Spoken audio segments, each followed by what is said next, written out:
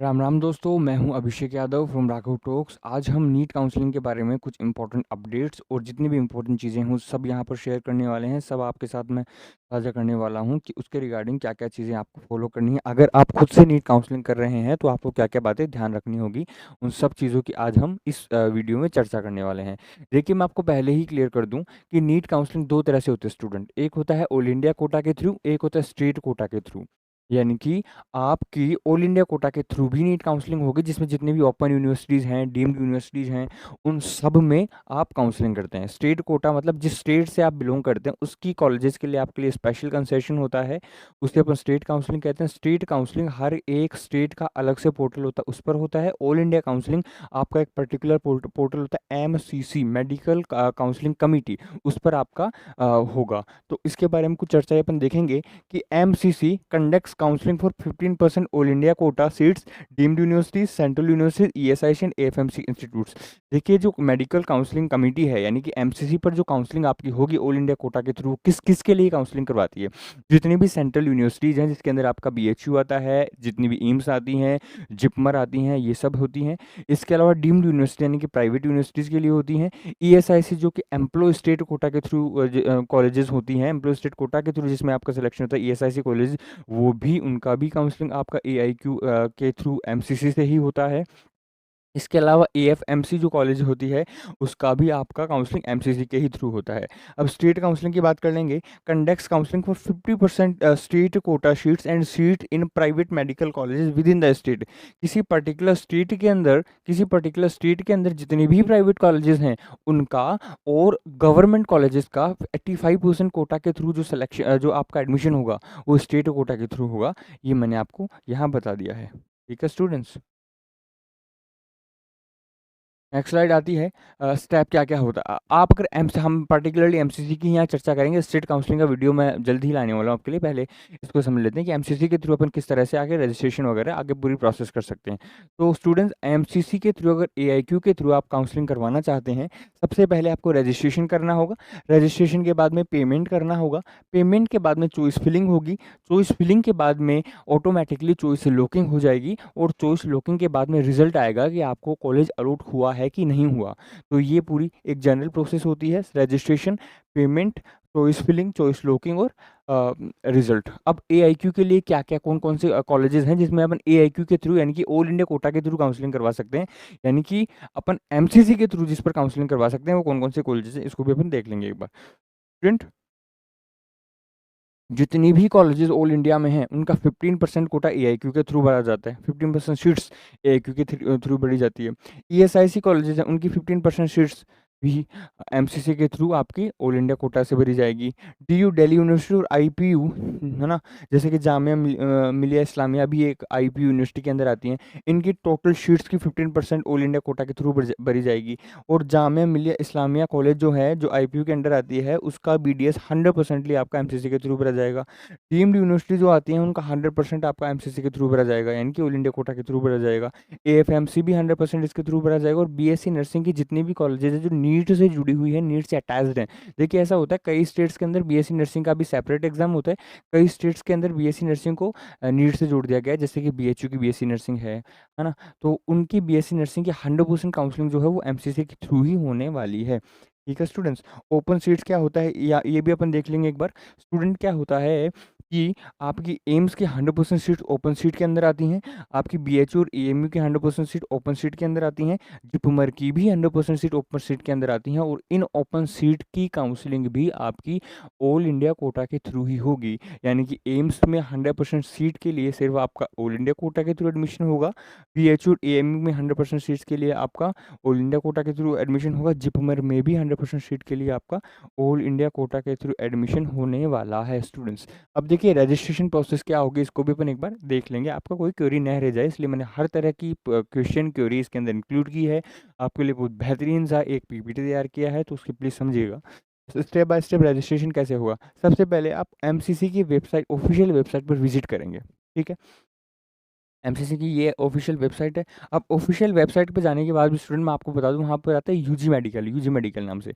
UG medical पर जब आप क्लिक करेंगे, तो यूजी मेडिकल पे क्लिक करने के बाद डिफरेंट डिफरेंट वहाँ पर जो नए नोटिफिकेशंस आए हुए होते हैं, नई लिंक उन्होंने जनरेट की हुई होती है, तो वो आपको वहाँ दिख जाते हैं। जैसे आप एमसीसी पर जाएँगे, वहाँ यूजी मेडिकल पर क्लिक करेंगे, तो वहाँ पर आपको अभी के टाइम पे रजिस्ट्रेशन का पोर्टल मिल जाएगा, रजिस्ट्रेशन का लिंक मिल जाएगा, जहाँ अपना नीट 2024 का रजिस्ट्रेशन कर सकते हैं फर्स्ट राउंड के लिए। ठीक है जी? तो ये उसका ऑफिशियल लिंक होगा।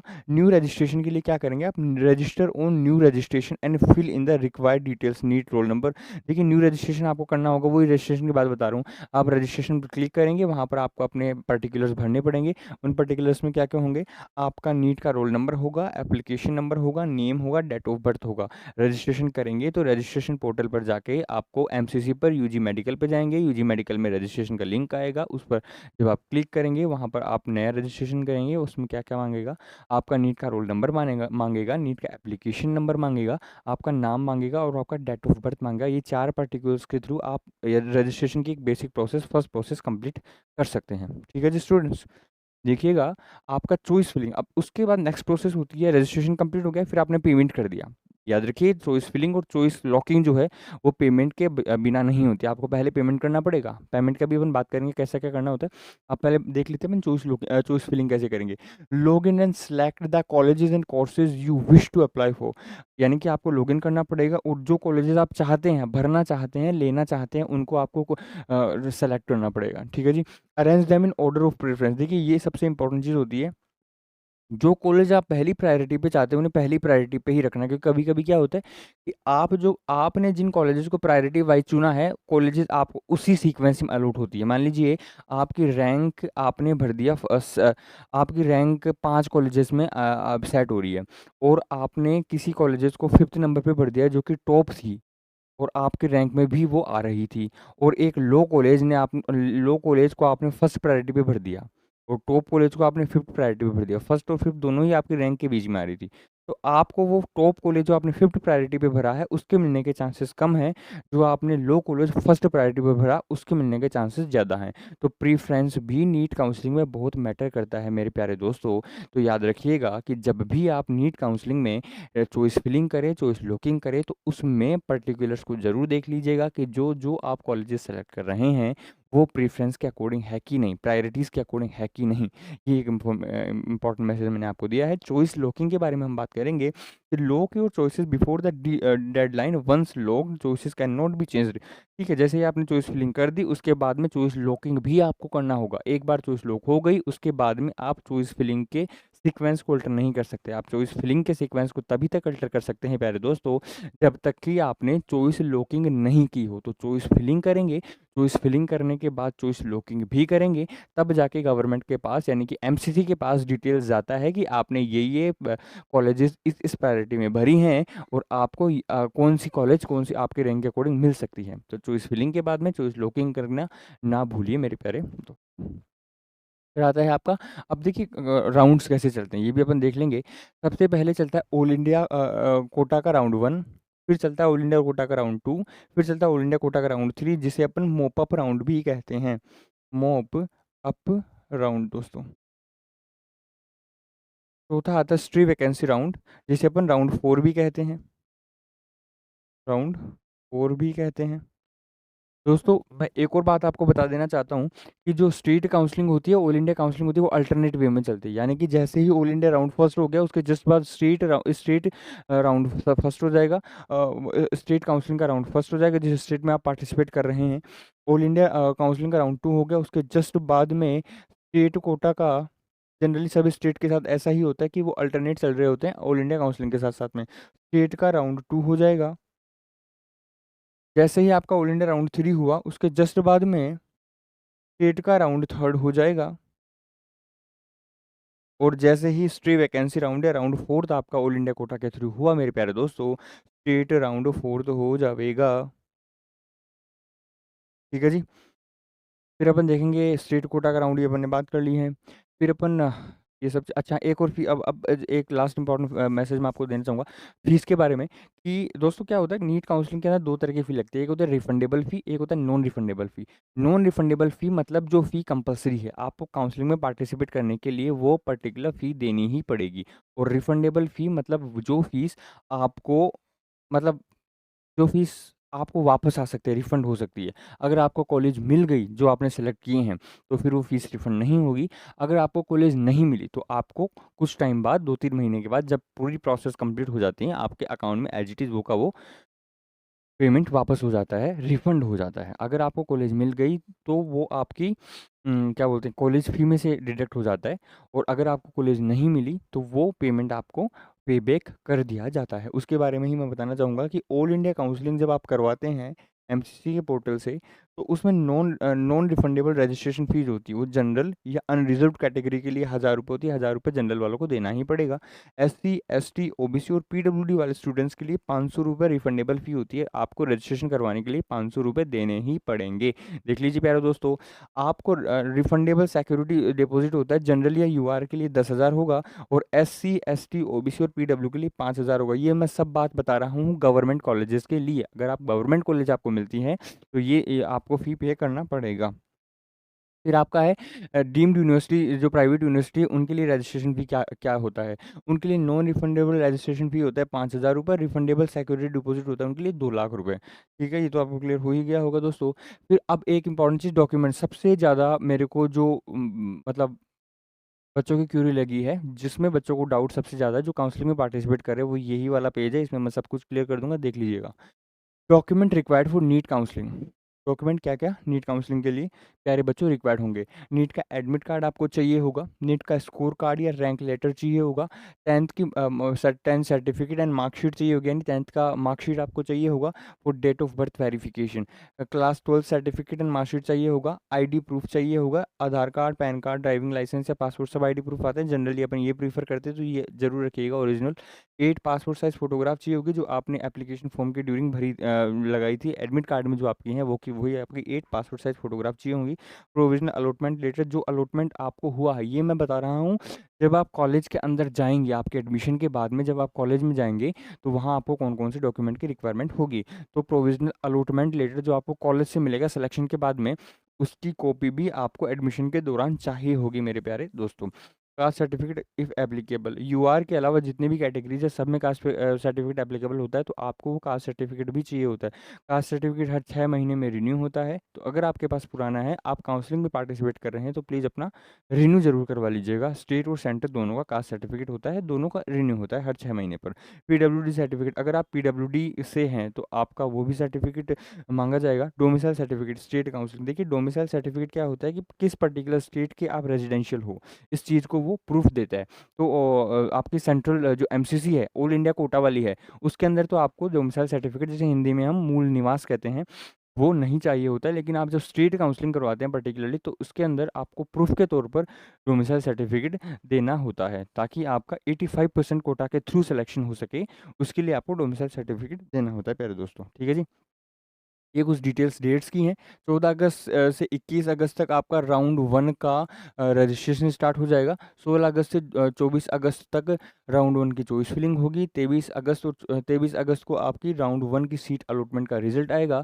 24 अगस्त से 29 अगस्त तक राउंड 1 की इंस्टीट्यूशन रिपोर्टिंग होगी। आपको वहाँ जाकर रिपोर्टिंग करनी होती है, डॉक्यूमेंट देने होते हैं, डॉक्यूमेंट वेरिफिकेशन होता है, इस तरह की चीज़ें होती हैं।